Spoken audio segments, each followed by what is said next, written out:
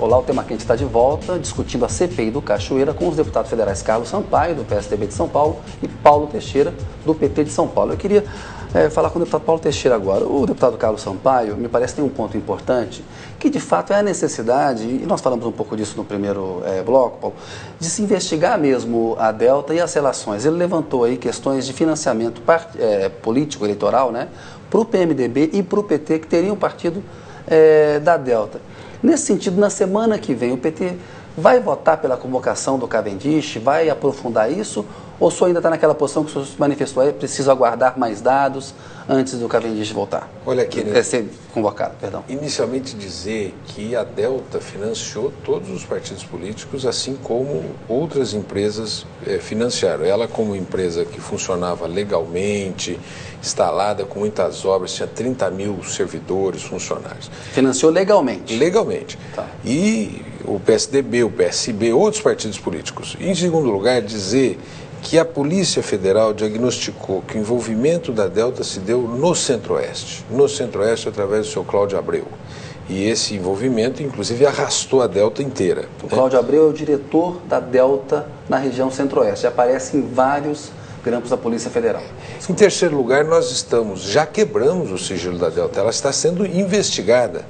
Convocamos o senhor Cláudio Abreu, quebramos o sigilo dele e quebramos o sigilo bancário, fiscal e telefônico de toda a Delta, da Delta Nacional. E como eu bem disse, que nas próximas semanas nós vamos voltar ao debate do senhor Cavendish. E nesta direção, a minha opinião, que nós não vamos blindar ninguém. Ninguém nesse país será blindado. Nem o governador Sérgio Cabral, do PMDB? Ninguém. Se houver evidências... Você acha que tem evidência para chamar o Cabral? Olha, até hoje não. Por que não há evidências? Porque ele não foi citado no inquérito da Monte Carlo, no inquérito da Vegas e no inquérito da San Michel. Qual é a relação? Por que ele foi debatido o tema Sérgio Cabral? Porque ele teve várias viagens de amizade com o Cavendish, tá certo? Agora não tem ainda... A Delta é uma grande fornecedora do governo dele. É isso. Agora, o que nós não temos é a indicação de alguma irregularidade. E se houver, ele também será convocado. Deputado Carlos Sampaio, nesse ponto do governador Sérgio Cabral, que é do PMDB do Rio de Janeiro, sou como representante do PSDB, há evidência, há algum motivo que justifique a convocação do Cabral? Concordo com o deputado Paulo Teixeira, porque, pelo menos no meu enfoque, são duas as razões que levam uma pessoa a ir para uma CPI. Ou ela faz parte do núcleo criminoso, ou ela foi referida por pessoas ligadas ao grupo criminoso. E realmente o nome do governador Sérgio Cabral não aparece em nenhuma das hipóteses, não teria nenhuma então razão. É justo, é correto não chamá-lo? O correto é não chamá-lo. Qualquer chamamento do governador Sérgio Cabral agora teria uma conotação eminentemente política e mesquinha, porque não foi envolvido e não é do meu partido e nem da base do nosso partido. Por exemplo, estou falando com a isenção de quem é de um partido de oposição ao PMDB. Um outro ponto da CPI, o Procurador-Geral da República, o Roberto Gurgel, ele engavetou ali a Operação Las Vegas durante o tempo. O PT cobrou isso muito duramente. O Gurgel deu uma resposta, dizendo, olha, eu engavetei porque eu achei que seria melhor para as investigações. A Cláudia Sampaio, que é mulher dele, é subprocuradora-geral da República, deputado Paulo Teixeira, chegou a dizer que fez isso a pedido de um delegado federal, a Polícia Federal negou. Pergunto para o senhor e queria também ouvir o deputado Carlos Sampaio. Vocês estão satisfeitos com a explicação que o Gurgel deu? Acham que ele agiu corretamente? Esse assunto vai ser esquecido, não vai ser mais tratado pela CPI? Eu creio que a resposta dele é insuficiente. Não é suficiente a resposta que ele deu. E vai acontecer o quê? Nós vamos ainda analisar o que fazer. Na verdade, nós não podemos, digamos, olhar o detalhe agora.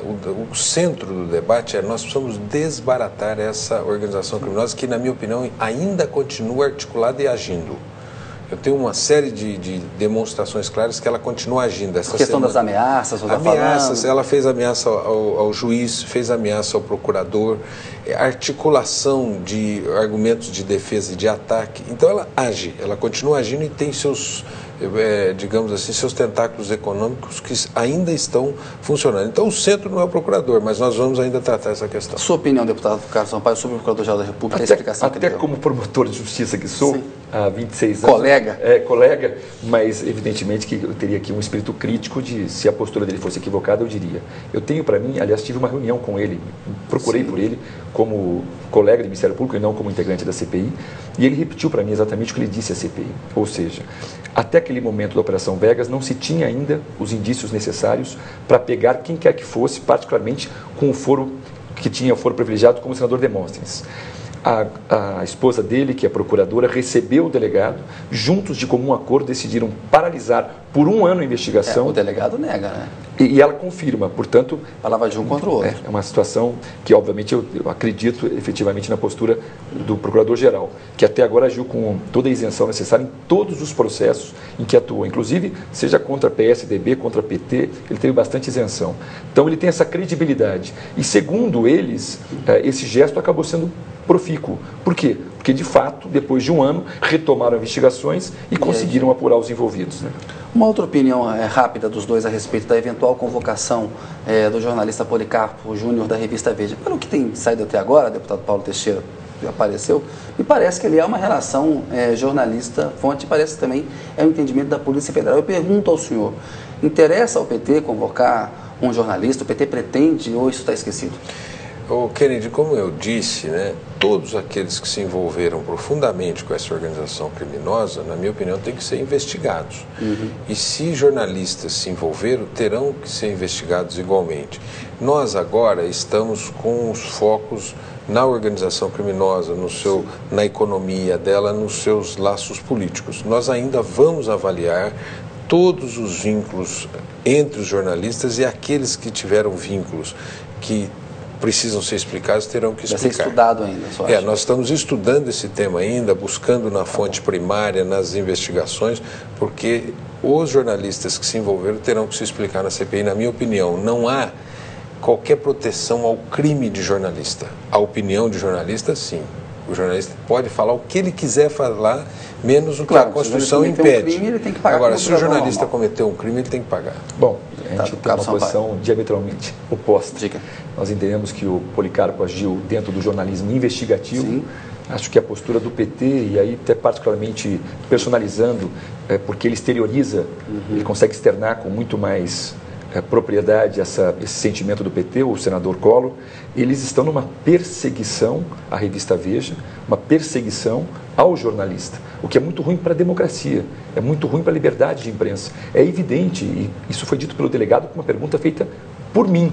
Eu falei assim, mas eu queria saber do senhor que o seu sentimento, o senhor que esteve à frente da investigação, é de que ele fazia parte da organização criminosa ou ele se valia como fonte de alguém que depois descobriu-se ser chefe dessa organização criminosa? Ele declarou com todas as letras, não, evidentemente o jornalista Policarpo tinha no Carlos Cachoeira uma fonte de informação e não se envolveu em absolutamente nada com organização criminosa. Daí porque eu encaro essa postura do PT como uma perseguição a alguém que, num dado momento, fez matérias jornalísticas contrárias ao interesse do PT, como ele já fez também contrárias aos interesses do PSDB, mas ele está no direito dele. Deputado Paulo Teixeira, esse argumento de que é uma perseguição do PT à imprensa, como é que o senhor responde a ele? Ele não é um argumento que responda ao problema. Por quê? Porque, por exemplo, o senhor Carlos Cachoeira, em alguns momentos, ele fez filmagem ambiental, num caso de um hotel em Brasília, o Hotel Naum. Aquela filmagem foi articulada com a Veja, e se ela foi uma filmagem ilegal, a Veja cometeu crime. Então nós vamos analisar esse fato, porque o que eu acho que não pode ter alguém que ataque de maneira assim preconceituosa, mas não pode haver alguém que defenda de maneira já defender uma organização de imprensa que possa ter cometido crime. Na Inglaterra, os parlamentares tiveram a coragem de investigar o grupo daquele grande grupo jornalístico, colocá-los, inclusive puni-los. Nós vamos investigar. E nós temos do Rupert Murdoch, do Murdoch, que acabou fazendo o mesmo, escutas telefônicas, né? O que me parece ali que não era apenas uma fonte. Primeiro, eles sabiam que era um grupo criminoso. E segundo, também eles articulavam meios de obtenção de provas. Se isso aconteceu, é crime. E se cometeram um crime, eles serão, no mínimo, agora investigados. Deputado Carlos Sampaio. Apenas para esclarecer, que da forma como o deputado Paulo Teixeira passa, a impressão que se tem é que ele tem essas informações oriundas dos inquéritos que nós estudamos. Nada disso está nos inquéritos. Volto a dizer, quem presidiu o inquérito foi categórico. O delegado, que eu presumo que entenda da investigação tanto quanto nós, ou muito mais, foi categórico ao afirmar que a relação era nenhuma. Afirmar-se como ele fez hoje.